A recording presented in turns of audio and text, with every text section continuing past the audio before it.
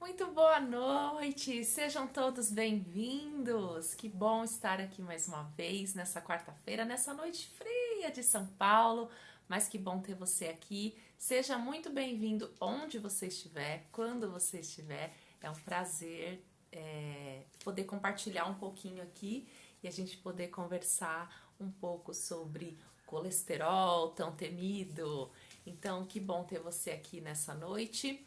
Eu, como sempre, estou com a minha cola aqui para eu não me perder nos meus pensamentos e poder compartilhar com mais clareza e mais rapidez todos os conhecimentos aqui que eu tenho buscado, tá? E aí uma coisa que eu quero já deixar clara, eu quero sempre buscar fazer essas lives rápidas para valorizar o seu tempo tão precioso, então, e que você entre pontualmente comigo, então sempre às 8h20 da noite, estaremos aqui pontualmente e em 20 minutos eu pretendo trazer tudo que eu separei para vocês, tá? Semana passada eu falei bastante, quase 30 minutos, então hoje eu vou tentar ser um pouquinho mais objetiva. Boa noite, Rose querida, tudo bem? Oi, Cíntia, que bom ter vocês aqui. E eu já faço um desafio, então, para você começar escrevendo aí colesterol, para todo mundo que for entrando depois saber que a gente vai falar sobre colesterol. Então você pode falar live sobre colesterol, pode escrever aí. Já curte seu vídeo, se você está assistindo na gravação também, já curte o vídeo, porque quando a gente curte o vídeo, muito mais pessoas podem receber esse conteúdo, porque aí a plataforma entende que esse conteúdo é de valor, é relevante e você ajuda que mais pessoas recebam essa informação, tá bom? Mas vamos lá. Semana passada, então, eu comecei falando sobre gorduras, então eu não vou repetir as informações sobre gorduras. Caso você não tenha assistido, você pode assistir. E se tiver dúvidas, vai colocando lá suas perguntas, que eu vou ter um prazer de responder. E hoje eu vou falar do colesterol, que o colesterol é um tipo de gordura que nós temos, na verdade, nós temos endogenamente, que o nosso corpo produz, e uma parte vem dos alimentos. E aí, como sempre, eu quero tentar trazer informações talvez até um pouco polêmicas, porque aí a gente consegue entender um pouco da literatura, mas ao mesmo tempo a gente vê o que tem sido propagado pra gente. Na semana passada, contando um pouco a história da gordura, deu pra gente perceber o quanto as informações são tendenciosas. E hoje, infelizmente, a notícia que eu tenho para dar é exatamente essa. Existem informações tendenciosas que aí acabam não sendo interpretada do valor, da forma verdadeira, acaba confundindo as pessoas, tá? Então vamos lá. Primeiro, como sempre, eu vou começar falando para que serve o colesterol, qual a função do colesterol no nosso corpo. E antes de tudo, eu já preciso te dizer que não é possível viver sem colesterol. Então, esse negócio assim, eu vou tomar remédio para diminuir o colesterol, para eliminar meu colesterol, é uma tremenda bobagem. Você precisa sim ter ele sob controle, que é isso que nós vamos falar. Porém, não existe essa questão de ele não ter importância. A importância do colesterol é fundamental. Olha só, ele constitui, faz parte da constituição da membrana celular. E lembrando que o nosso corpo é formado por células, ele é todo cheio de células, que é quem nos dá os nutrientes, quem dá energia para o nosso corpo e tudo mais aquilo que precisa para ele funcionar. Além disso, ele faz parte de composição de hormônios, principalmente hormônios sexuais, hormônios como colesterol e aldosterona. E aí é super importante porque aí às vezes tem pessoas com problemas em hormônios sexuais que tem a ver com a baixa do colesterol. Olha que interessante. E a gente já chega lá, então aguenta aí a informação. O colesterol é super importante para o cérebro. O cérebro precisa do colesterol para que seja encaminhado as informações. E ele é necessário para processos bioquímicos, então para a produção da bile e para a digestão de vitaminas. Tem 4 tipos de vitaminas, A, D, E e K, que não são possíveis serem digeridas sem o colesterol, ok? Então, que colesterol é importante já está mais do que estabelecido, não temos dúvida. Agora, a grande questão é assim, alguém morre de colesterol? E aí a gente já começa num ponto polêmico. Não, ninguém morre de colesterol. O que acontece, e aí realmente isso é verdadeiro, é que quando existe um colesterol de forma aumentada no sangue, ele é propenso, aumenta a possibilidade de formar placas de gordura nos vasos sanguíneos. O vaso é por onde vai passar o nosso sangue, onde ele transporta nutriente, transporta água, transporta hormônio. E aí esse colesterol, ele vai entupindo esse arredor dos vasos, e aí fazendo isso, formando essas placas, faz com que aumente a chance de repente entupir esses vasos, e aí você pode ter um infarto ou derrame. Porém, ninguém morre de colesterol. Você pode sim morrer de infarto, derrame ou alguma doença cardiovascular, mas não do colesterol em si.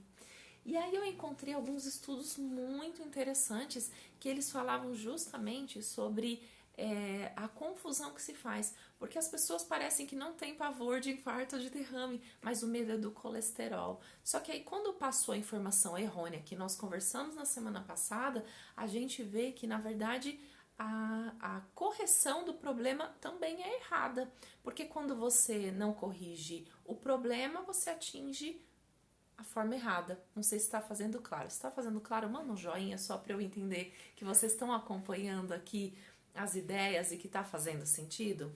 Bom, diante disso, a gente sabe então que o nosso grande problema é a gente se preocupar com infartos, derrames, morte e risco de internação, dores, problemas e todas as coisas relacionadas. É esse que deve ser nosso alvo. É isso que a gente deve atacar. Porém, o que foi atacado foi o colesterol, né? O problema do colesterol. E aí eu volto então para trazer algumas informações. Um dos pesquisadores da década de 50, 60, um deles é o Ancel Keys, que eu comentei na semana passada. Ele era bem tendencioso e bem incisivo, era uma pessoa que fazia muita questão de mostrar realmente que o colesterol causava esse entupimento de veias e artérias. E aí qual que é o problema? Quando a gente, em parte de pesquisas, quando a gente vai fazer alguma pesquisa, a gente precisa não querer provar a nossa teoria, mas realmente mostrar o que é verdadeiro, o que realmente tem resultados, né? E ele foi tão incisivo de provar isso, que aí se formou aquelas diretrizes que eu comentei com vocês. E teve um outro pesquisador que, dando continuidade a isso, eu não sei falar o nome dele, Eisenhower, ele tinha um colesterol, olha que interessante, de 165, tava ótimo o colesterol dele. E aí, em 1955, ele defendia piamente a dieta com baixo teor de gordura. Na verdade, era baixíssimo teor de gordura, não era baixo, era baixíssimo. Só que ele teve, com essa dieta de baixíssimo teor de gordura, 5 infartos. E ele morreu de infarto no 5º. E aí, opa, tem alguma coisa errada.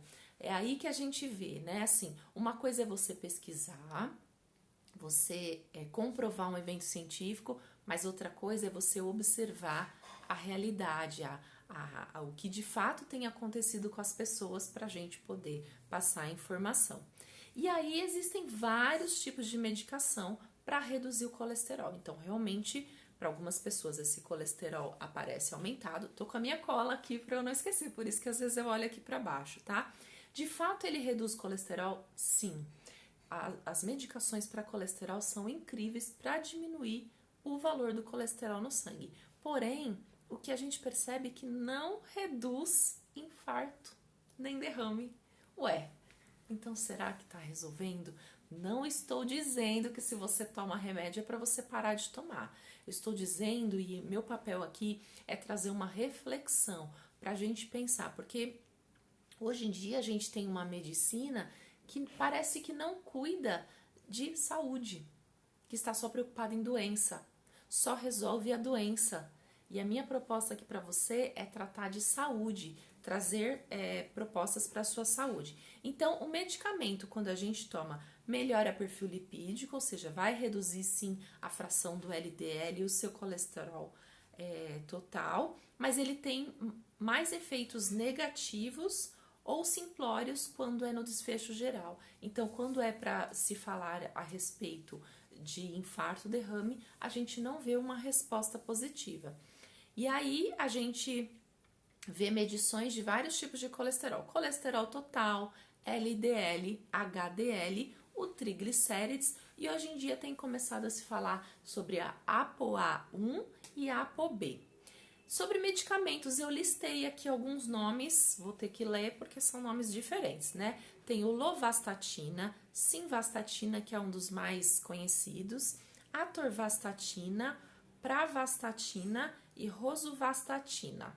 Não sei, vocês conhecem algum? Se você conhece algum, comenta aqui que eu queria saber o que você conhece, de repente até o que você toma, o que você conhece alguém que toma, eu acho que vale a pena. Eles trabalham, todos eles trabalham em alguma enzima específica para fazer o efeito e reduzir o colesterol. Então, eles fazem realmente um efeito super importante reduzindo o colesterol.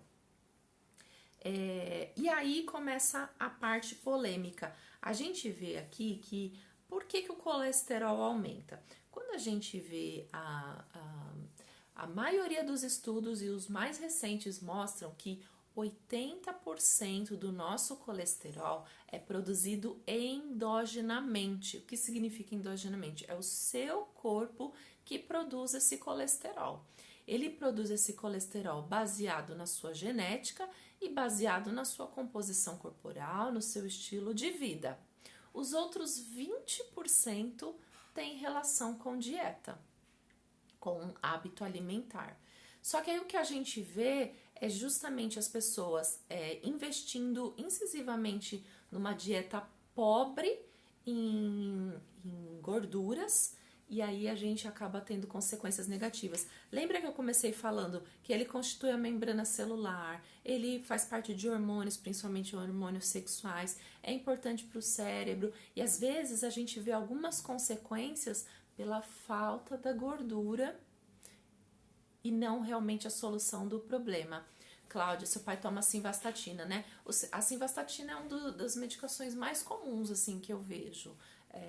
E tem um efeito bem positivo, né? Assim, reduzindo o colesterol, como a gente está falando. Mas olha só que interessante. A maioria dos estudos que comprovam o uso das medicações, a importância da medicação para efeitos de colesterol, são patrocinados por indústrias farmacêuticas. Gente, eu não tenho nada contra a indústria farmacêutica, não tenho nada contra a mídia, mas eu acho que as coisas precisam ser melhor direcionadas, melhor orientadas, porque isso faz a gente repensar algumas coisas. E toda vez que a gente vai fazer uma pesquisa científica, você tem que colocar se existe um conflito de interesse ou não. E isso seria um conflito de interesse. A partir do momento que você tem por exemplo, vamos supor que eu trabalho na empresa X e eu quero comprovar que aquele medicamento é importante. É um estudo tendencioso. E a maioria dos estudos que comprovam que é importante usar medicamentos para redução de colesterol e que o colesterol entope vasos e artérias e aumenta a chance de infarto e derrame é patrocinado por indústrias farmacêuticas, que aí isso faz a gente já ficar com aquela pulga atrás da orelha. E aí saiu uma pesquisa muito interessante que revela uma associação positiva com o uso de estatina, que são esses remédios que eu comentei. Então, mostra que quem consome esses remédios de estatina, ou seja, que reduz muito o colesterol do sangue, aumenta a chance de desenvolver problemas de coordenação motora. E tem 62% dessas pessoas têm efeitos colaterais, podendo desenvolver doenças até como aquela ELA, a esclerose lateral amiotrófica. Veja bem, não estou dizendo que você não deve tomar a medicação, só estou dizendo que a gente deve se apropriar um pouco mais das informações, inclusive nós profissionais, para que a gente realmente se adentre daquilo que realmente vai fazer diferença para o paciente. Será que somente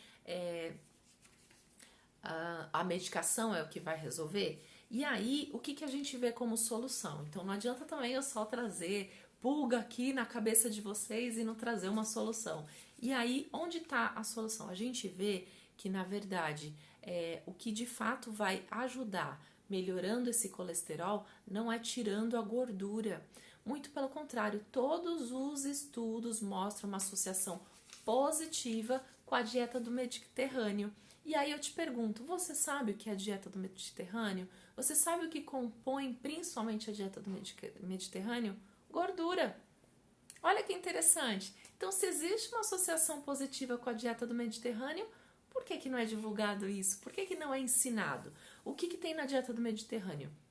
Ela é basicamente composta por azeite, então se usa azeite de uma forma acentuada, né, para cozimento, para temperos. A gente já sabe lá que, né, lá eles têm um azeite de uma forma mais pura e se usa em maior quantidade. Lá também é uma dieta baseada em oleaginosas, castanhas, nozes, amêndoas. Então elas são comidas com mais frequência, não é quantidade, é frequência.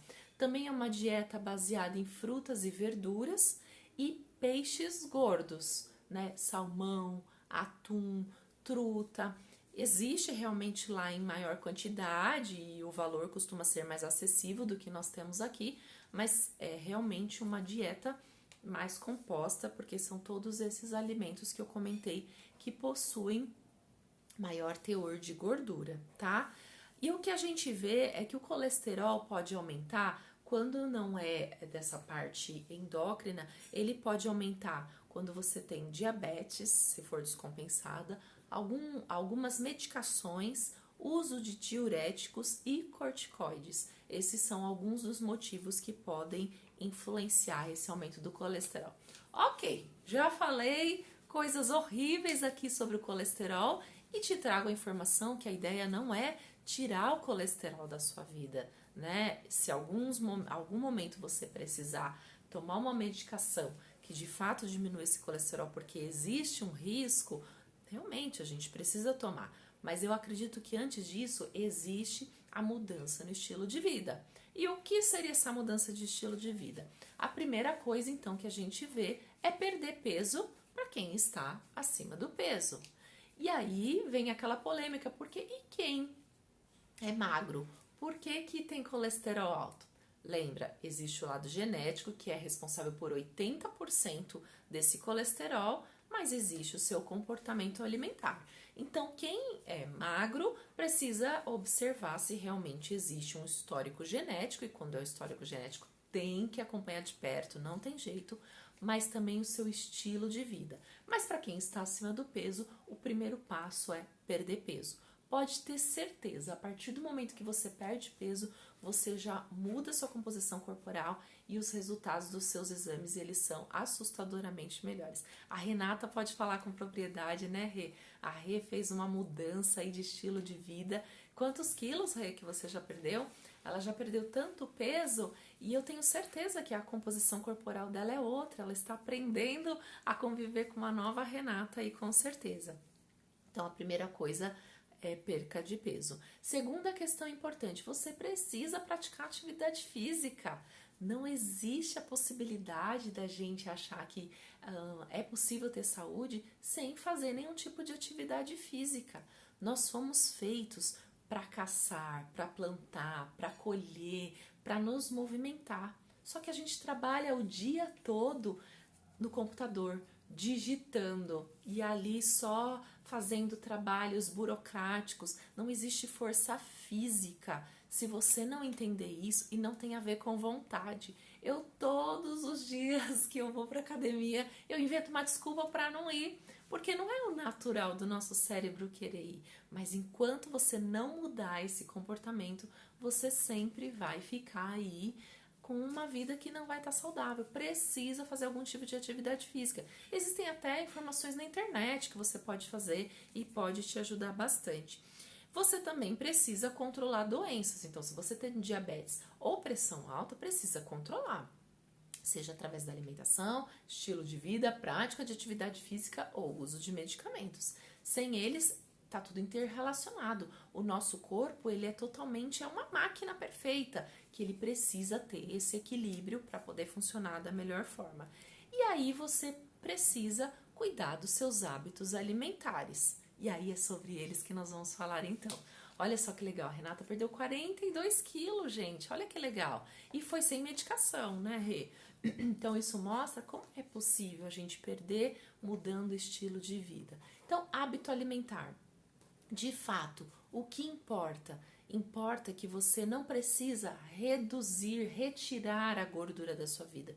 Eu vejo pessoas apavoradas com a gordura, só que não é isso que vai fazer a diferença para você. O que vai de fato te ajudar, de verdade mesmo, sabe o que é? Os industrializados. Escreve aqui nos comentários o que vem quando eu falo industrializado, o que vem na sua cabeça como industrializado? A gente vê como industrializado tudo que é pronto pela indústria, tudo aquilo que não é produzido pela natureza. E aí o que as pessoas fazem? Elas tiram a gordura da carne, tiram às vezes a carne, só come aquele frango seco, não come peixe, não come castanhas, não come azeite, nem a manteiga, tira tudo de gordura. Mas em compensação tá comendo aquele sorvete de pote que é lotado de gordura trans, né? Tá comendo salgadinho, tá comendo bolacha recheada, tá comendo bolo pronto. Você já deu uma olhada no rótulo de bolos prontos, daqueles bolos de pacotinho? Gente, aquilo é gordura pura. Quase não tem nutrientes bons para sua saúde, só coisas que não são boas. Então, tá vendo como a gente está atacando a forma errada? E que coincidência que, na verdade, a gente vê que a industrialização vem de uma ideia boa no sentido de, não, mas isso é light, mas isso aqui tem menor teor de gordura, mas isso aqui... E aí a gente acaba sempre tendo essa tendência de tentar maquiar o problema ao invés de atacar a causa. Olha que legal, realmente só com alimentação e atividade física, né? Uma prova viva de como isso funciona, como realmente dá certo. Mas é aqui que começa. Primeiro você precisa alimentar aqui na sua mente, mudar sua mente, parar de ser vítima da situação e de fato mudar estilo de vida. E aí eu vou recapitular então as coisas que seriam positivas para que a gente tivesse uma influência positiva no nosso colesterol, que a gente vê que é um efeito já comprovado cientificamente, que é o tal da dieta do Mediterrâneo, e eu estimulo para que você vá ler depois, porque essa é uma questão que a gente precisa aprender para que a gente saiba tomar melhores escolhas para o nosso corpo. Então, azeite é algo super benéfico para a saúde, as oleaginosas, então castanhas, nozes, amêndoas, peixes são super importantes e frutas e verduras porque a gente vai ter fibra. Não existe atalho, não existe dar um jeitinho, existe encarar de fato e realmente mudar a sua saúde. Te convido mais uma vez para dar o seu like, para que mais pessoas possam receber esse conteúdo, possam ter mudanças no estilo de vida, possam realmente não ter medo do colesterol, porque a gente vê que não é ele que está fazendo o problema é nosso estilo de vida, é a nossa alimentação. E eu já te convido para a semana que vem estar comigo. Eu quero falar na semana que vem sobre compulsão alimentar. Então, se você tem aí essa questão que você come demais, exagera do jeito que você come, vem comigo. Então, quarta-feira que vem, 8h20, eu vou estar aqui, a gente vai discutir sobre isso, vai ser um tema, eu tenho certeza que você vai gostar. A Daniela escreveu aqui, tenho obesidade, nos meus exames clínicos são normais, minha alimentação é equilibrada. Comecei a fazer atividade física, logo estarei no peso normal. Olha, Daniela, que observação importante, né?